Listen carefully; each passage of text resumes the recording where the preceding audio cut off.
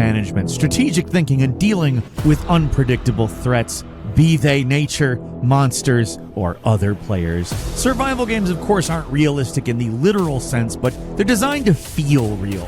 The way they test players actually feels like something you might have to kind of go through to survive some kind of constant struggle with very high stakes. And an authentic experience in a survival game is bound to push you to your limits. Hi folks, it's Falcon, and today on Game Ranks, 20 survival games that truly test you. Let's get started with number 20, it's Stranded Deep. Let's start off with as traditional as a survival game as you're going to get. Stranded Deep puts you on a randomly generated tropical island with the basic goal of surviving and eventually finding a way out of there. You got a beautiful tropical environment and an unforgiving world where death waits around every corner, especially early on. Like many survival games, the hardest part is right at the start when you're still learning the ropes and figuring out how the game works. Once you build a proper raft, the experience gets a lot easier, but until then, the game pulls no punches. In terms of survival simulation, it's not the most in-depth or hardcore.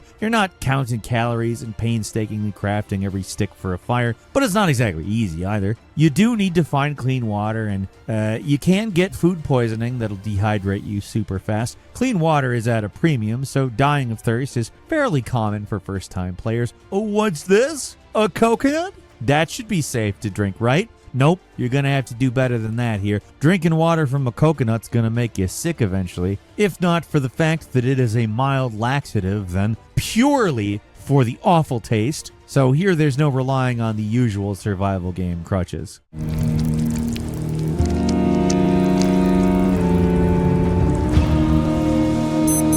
And number 19 is The Forest / Sons of the Forest. What starts off as your average survival game becomes something much more horrific. Once again, it's not the most realistic or in-depth survival experience. Just trying to stay alive in a hostile environment is actually the least of your concerns when you're stuck on an island inhabited by vicious cannibals and violent cave-dwelling mutants. So death rarely comes from starvation or sickness.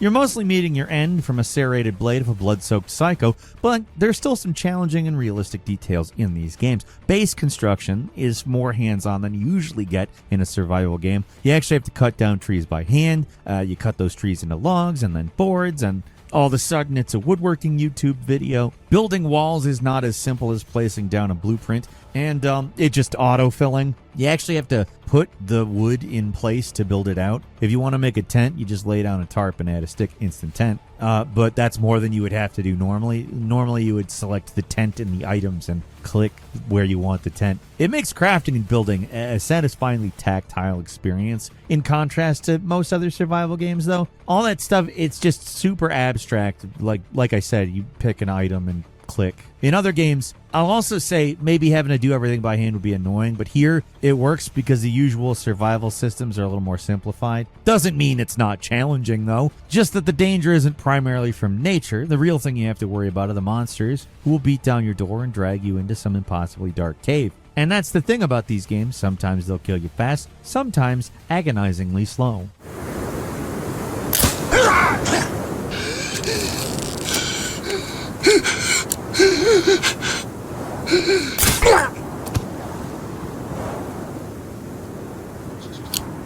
And number 18 is The Long Dark. Even though it's not technically complete, the story mode somehow still isn't actually finished yet. The Long Dark is a modern classic of the genre for good reason. While games like The Forest are more like monster mashes with survival elements, The Long Dark is about surviving the cold, harsh winter of northern Canada. There are dangers like wolves and bears stalking around. They're terrifying in their own right, don't get me wrong, but what you really have to worry about is the cold.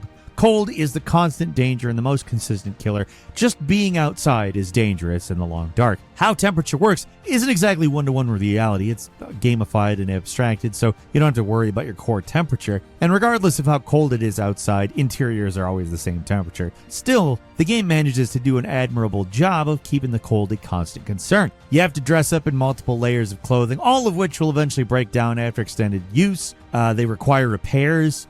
yes, you're generally safe inside, but the more time spent indoors, the more stir-crazy you get with the literal cabin fever affliction. So you always have to be on the move, and even places where you're safe can start to feel dangerous after a while. The toughest thing about the game is there's no sustainability. Your only means of survival is through scavenging, and once you've picked a location dry, all you can really do is move on to the next place. Eventually, resources are just gonna run out. You won't be able to repair your clothes and get food sources. Everything just gets more scarce as time passes. In survival mode, you're eventually gonna die no matter what. It's a matter of how long you manage to keep going.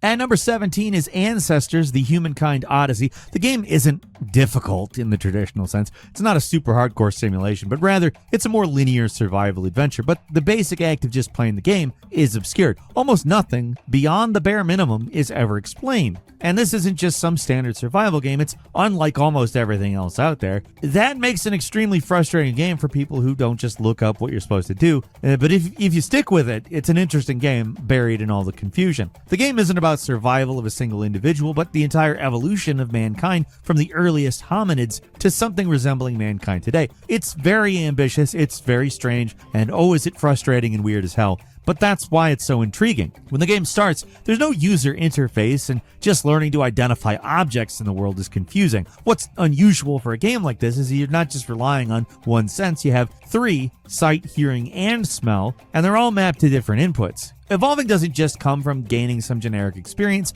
You have to do things to make it happen, and are often not explained at all. Like becoming a meat eater. At first, your monkey man is an herbivore. They get sick when they try to eat meat, but if you keep trying to eat meat, it'll eventually make it so your guy gets used to it, and your clan gets the meat eater trait when they evolve. That's a small example of the sort of things you have to do in the game. It's unlike anything else, so even basic actions like that can come off confusing when you're actually playing the game. It is an unforgiving experience that isn't quite like any other survival game out there, and it's worth a shot for somebody looking for something different.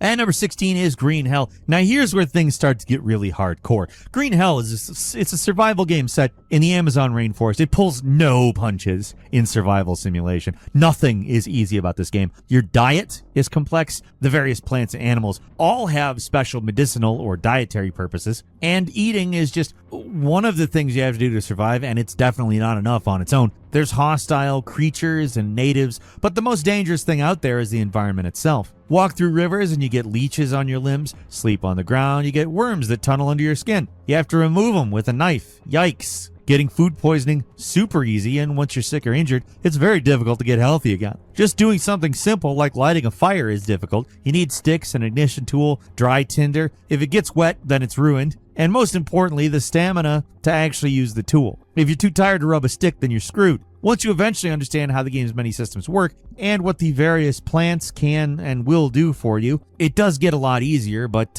even then you're still constantly on a knife's edge, carefully balancing your food sources. You will get sick, so you got to worry about that. And oh yeah, the hostile creatures that want to ruin your day. Green Hell manages to effectively mix gameplay and more survival, hardcore type stuff to make one of the most challenging but still relatively accessible games in the entire survival genre.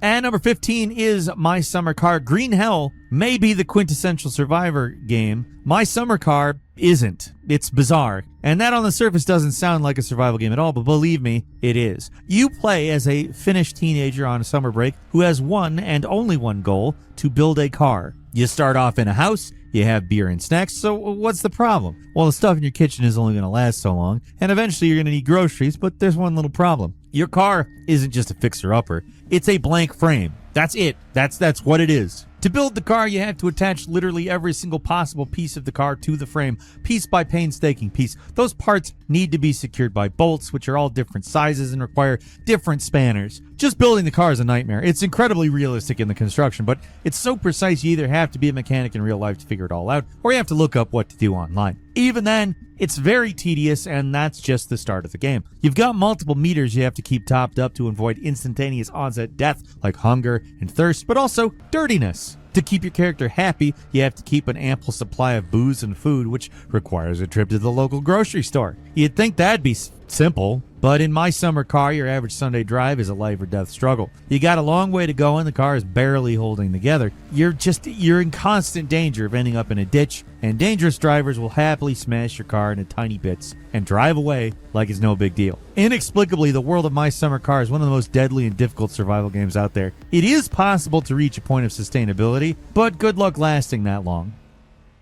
At number 14 is This War of Mine, an unusual survival game that's less about managing a single guy with complex web of needs and more about the survival of a group. At the start of any given time, you get a small selection of survivors in a shelter where you're all holed up. There's a war going on in your city, supplies are short, safety nets are all broken, so it's up to you to survive any way you can. That means sending out people to scavenge for food and supplies and managing the needs of each survivor. You're not just filling up their hunger and thirst meters either. You have to worry about things like morale and sickness as well. Members of your group will die from sickness or hunger or just from a bullet to the face after opening the wrong door while scavenging.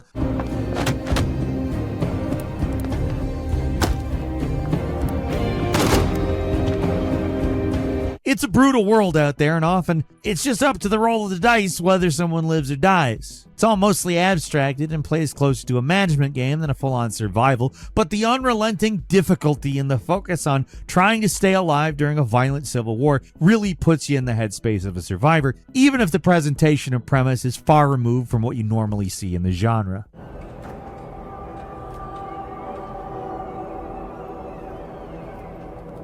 And number 13 is DayZ, one of the granddaddies of the survival game genre. This game started out as an Arma 2 mod before becoming a standalone product in 2013, and it's still going strong today. This multiplayer game is mercilessly difficult. If the erratic zombies don't kill you, then other players absolutely will, and if you die, it's all over. You lose everything after death. Even if you try to stash things away in something like a tent, other players can still find it. The survival mechanics are just as merciless as anything else. The game thrives on realism in many large and small ways, and if you don't know just how detailed the game can get, you're gonna be surprised. I'll give you one example. You can find canned food all over the place, but if you don't actually have something to open it, you'll still starve. You don't just have to worry about water, food, and health. You also have blood levels to worry about. When injured, you lose blood, which is going to cause your vision to black out, and you'll eventually pass out if nothing is done to curb the blood loss. This would all be bad enough on your own, but you're competing with other players and not just for kills.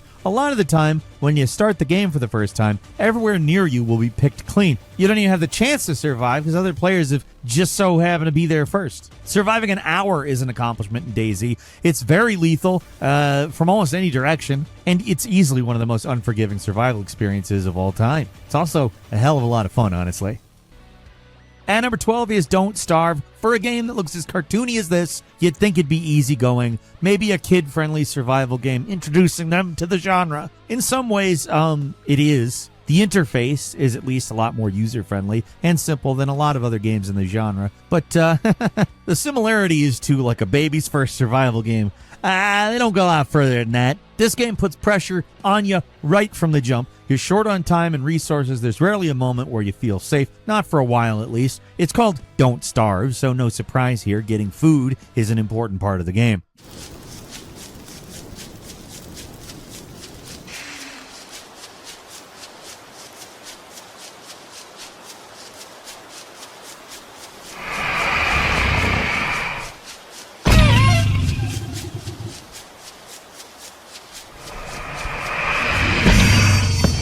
Getting food means exploring, which puts you in the path of deadly monsters and an even deadlier night, which is not something you want to be caught out in. The survival elements are straightforward, to be fair, but it's how they're implemented into the game that makes it so challenging. Of course, with all the right knowledge, the game is a lot easier, but that doesn't mean it makes it easy, just less lethal.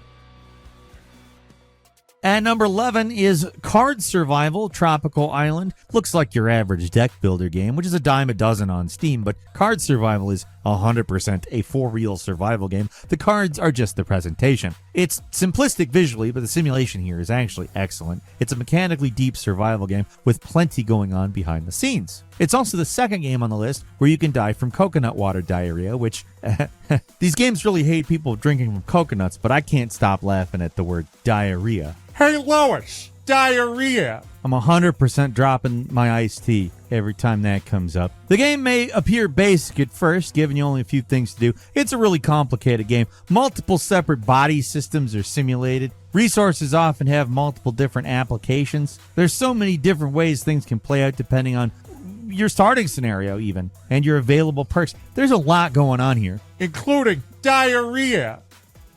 And number 10 is Cataclysm Dark Days Ahead. This game makes up for its simplified visuals with an almost overwhelming amount of complexity and depth. It's another zombie apocalypse game, and in this game it gets even crazier with all kinds of giant monsters and Lovecraftian abominations. But even with all the weirdness going on, the central survival simulation is the real thing to be afraid of. Actually, that's not true. It's the zombies. They're the worst, but surviving isn't easy. Getting wounded in the Cataclysm is easy, but healing is not. It takes a long time to recover from any significant injury, and if you don't have any medical skills, you won't even be able to use a first aid kit yourself, which, kicking myself for not going to nursing school there. In most cases, especially early on before you get any survival kits, any small setback can lead to a slow, lingering death. The amount of details here is just absurd. The game keeps track of ammo and your clips separately, not something you see that often. Lava causes your skin to blister if you stand too close to it. Gunshots can penetrate cover if its armor-piercing value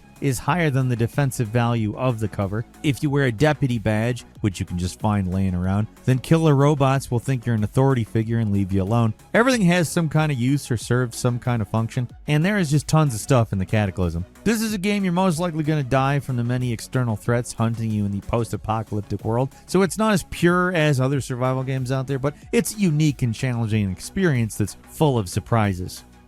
At number 9 is Subsistence. Think something like Rust, but with a focus on PvE and co-op. That is Subsistence. There's no story, no real explanation for what's going on. You're just having to deal with a very slow, difficult process of building up a base in order to survive. Getting started is a hell of a grind. You need a ton of resources to build pretty much anything. Food goes bad fast if you don't refrigerate it somehow. Rain will leave you cold and wet. Heat can cause dehydration. It's all very in-depth. And it's a lot more focused on resource management and building over your character's specific health concerns. It's one of those games that's so dead set on being realistic, it ends up being kind of a pain in the ass. But that's kind of the entire genre, if we're being super honest. It just depends on what your personal limit for that kind of nonsense is. And Subsistence unfortunately crossed that line for a lot of people with the tedious grinding requirements to make any substantial progress. Many players barely make it past a day or two. If it's not the hostile animals or hunters, it's the lack of food or healing items. Even on the easiest settings, the game is dead set on killing you. If it's not the realistic survival mechanics out there, in fact, a lot of the stuff seems like it'd be easier to do in real life than it is in the game. But for experienced survivors looking for a challenge, there's some fun to be had here.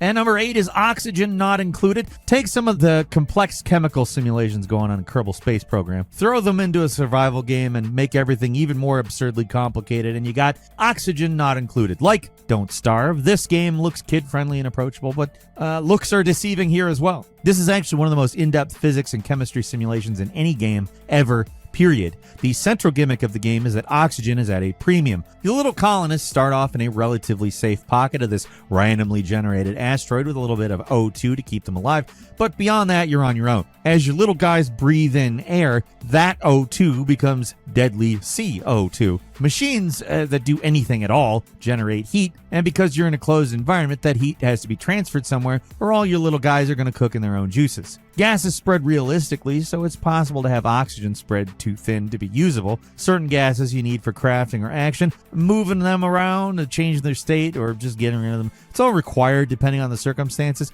Oxygen Not Included. It's a game where you can safely say that having a degree in chemistry or physics actually does make it easier to understand the game. They do obviously take creative liberties here and there to simplify a few things, but in general, it's a very intelligent game that requires some knowledgeable or just really persistent gumption, I guess, to get too far.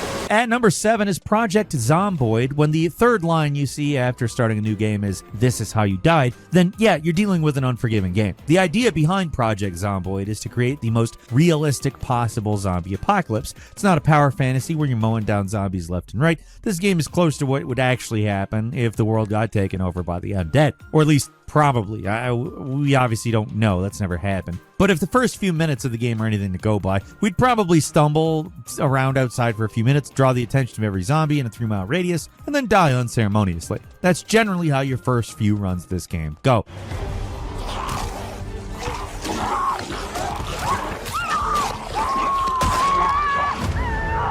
The start of the game is once again the hardest part. Just surviving the early days of the apocalypse is extremely difficult because any small cuts or sprains can spiral out into long-term injuries if they're not treated. Your character's mental state is just as important as their physical condition. It's easy to fall into depression if needs are not properly met. Your little guy can get stressed, can get addicted to cigarettes and alcohol, comfort foods, make your little guy happier and relieve boredom, sure. And boredom is another negative effect. There's just a lot to keep track of. Just one scratch or bite from a zombie gets you infected too, which is fatal. It makes any kind of supply run terrifying because one wrong move, one missed corner, you'll die. It's a very unforgiving game at times. It can feel almost random whether you live or die, but that's the goal of the game. Life isn't fair. Sometimes you'll be able to build a self-sufficient base that's all but impenetrable. Sometimes you'll cut your hand on some glass. You'll get an infection and then you'll die from it. That's Project Zomboid. Unforgiving as it is sometimes random, but it's always compelling.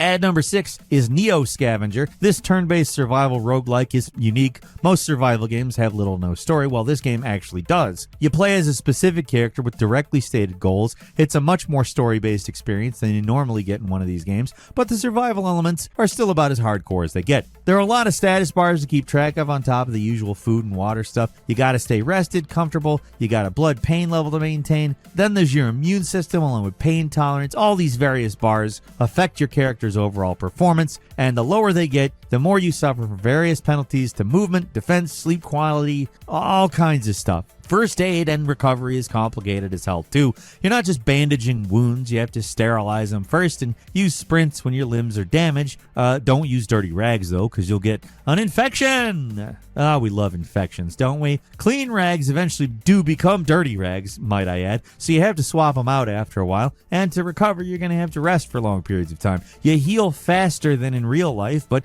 for a game, it's a painfully slow process. It's a brutally difficult game all around, and there's an actual story propelling you forward, set in a crazy post-apocalypse where anything goes. It's like Fallout with the most punishing survival mod you can think of. At number 5, it's Stationeers, a space-based survival game at its most unforgiving, and I'm not exaggerating by saying without a coding or engineering background, this is going to be a tough game. How everything works in Stationeers is extremely in-depth. There's very little in the way of abstraction, so even basic systems like electrical wiring and oxygen management, they're tough. It's a game with automation that at some point you're going to need to get running, but to do so you literally have to code using an in-game panel. They barely do anything to make the process simpler. If you're unable to do that, at least fans have made programs that you can find online, so you can just use that. But it's still really crazy hardcore. There's nothing intuitive about this game at all. Things just won't work for you, and you won't know why because of how intricate the simulation is. It's one of those games where you have to watch multiple extensive tutorials just to understand the basics. So for people who really want to get into the nitty-gritty of space survival, there is an extremely interesting and challenging game here, but it's not for the faint of heart. And number 4 is Unreal World. This one goes all the way back to 1992. It's one of the genre's first real titles, and it's still getting updated today. Seriously, the last update at time of writing was September 13th, last week. They didn't actually add most of the features of the game, particularly the ones it's actually known for until around 1996, but still, this has got a hell of a legacy. As far as survival gameplay goes, this one's very traditional but extremely difficult. The graphics look like they're from 1992, the UI is confusing, kind of hard to tell what you're even looking at sometimes, but the survival gameplay is some of the best and most realistic out there. The game just drops you into a forest in a slightly fantastical Finland and tells you to survive if you can. Most of the time, you can't.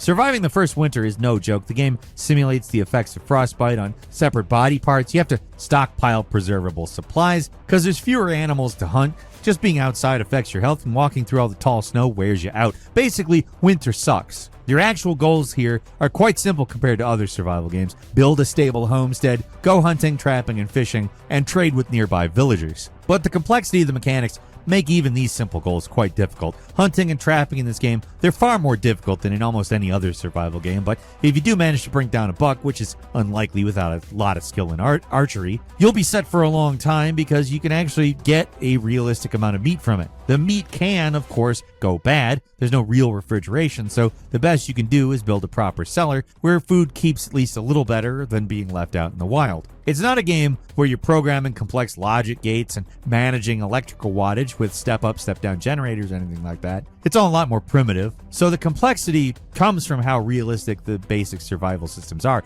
Building anything in real life is difficult and time-consuming. Hunting is tricky. Surviving the winter when you're just one guy alone in a shack in the woods, it's not easy. In fact, it's super hard.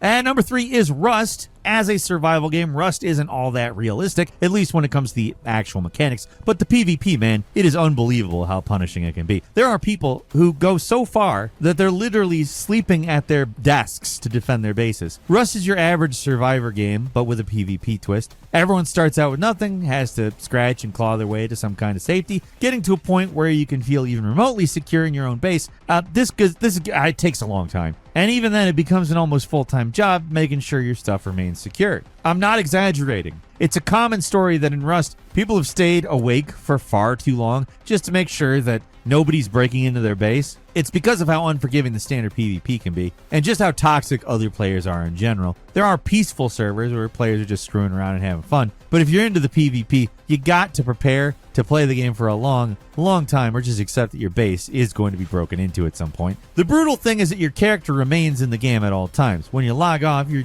dude just goes to sleep where you quit. The game has permadeath, and everything you've got exists somewhere in the game world, so if someone has the proper tools, and no matter how tough your doors are or how many layers of defenses you have, they can eventually be breached. If you're not there to keep an eye on things, you're just an easy target. And number 2 is Scum, another PvP survival game, only this time the survival elements are cranked up beyond all reason. Scum is a game where if you eat too much candy, it'll rot your teeth. If you fire a gun inside, your ears are going to ring. You can protect yourself by wearing earmuffs, though. If you get wet, you actually get physically heavier until you dry off. It's a whole game of little details like that. It also has the most complicated nutrition system in any survival game I've ever seen. You've got calories, water, muscle, and fat. Not that impressive, right? But there's also vitamins and minerals, and that's not just 1 meter. The game keeps track of 23 separate meters for this stuff. They also keep track of digestion and separate it into stomach, intestine, colon, and bladder. And don't forget the macronutrient reserves. Can't forget those. Doesn't even stop there. The game keeps track of nutrient absorption speed and body mass distribution. I don't think nutrition in real life is this complicated. I'm pretty sure there's no way to accurately measure stuff like half the things going on here, but if you're playing this game, you better pay attention. Actually, most of the stuff barely matters, but the complexity is still impressive in its own bizarre way. And finally, at number 1, it's Vintage Story. It looks like Minecraft, but when it comes to brutally difficult and surprisingly realistic survival games, Vintage Story is next level. It's not so complex with the survival stuff like nutrients and food, but the crafting and gathering part of the game it's on a level beyond anything else. Crafting isn't done by building a bench and using a few pieces of wood. No, you have to first make a napping surface out of loose stone, and then you form the object you want to make out of the grid. Making something out of clay, it's even more complicated. You got to form the shape first, similar to napping, but then you have to place the shape in a pit kiln, which needs dry grass, sticks, and firewood. It's going to take a little longer than a few seconds for that pottery to harden, too. It takes like 20 in-game hours for a pot to finish. Smithing is even more complicated. Now you have to actually shape a heated up ingot, which is its own complicated process to create. While in hammer mode, there are multiple different types of hammer hits, different directions. It's extremely in-depth. Doing almost anything in Vintage Story, it's time-consuming, difficult, and it tends to require about 3 more resources than you probably used in other crafting games. It's a game that requires patience and diligence to get anywhere. It's not unusually punishing or anything to play like, most of these games. There aren't a million ways to die out of nowhere, but it requires so much work to do even the most basic things. This one is only for the most dedicated survivalists out there. It's unforgiving and challenging not because it's so brutal, but because it's almost as slow, tedious, and exhausting